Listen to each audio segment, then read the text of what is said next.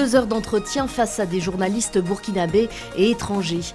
L'occasion pour le capitaine Traoré de faire le bilan de la première année de ce qu'il appelle la révolution progressiste populaire. Le chef de l'État avait déjà affirmé l'année dernière que le Burkina Faso n'était pas une démocratie. Il va cette fois encore plus loin. Non, nous on ne parle même pas d'élection d'abord. Il faut que les gens oublient la question de démocratie. Et ça, c'est un travail. Il faut le dire la vérité, la démocratie, ce n'est pas pour nous. C'est juste un bâton que les gens tiennent et ils le sortent contre les Africains et certains peuples. C'est tout. Donc il faut oublier la notion de démocratie. Il faut prendre l'esprit révolutionnaire.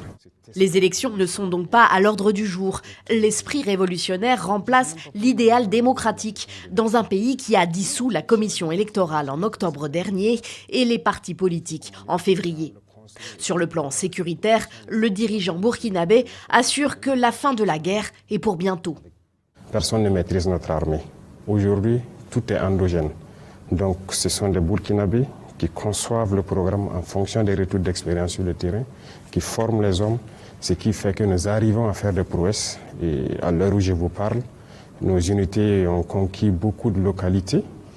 Des zones restent pourtant aujourd'hui encore contrôlées par les islamistes.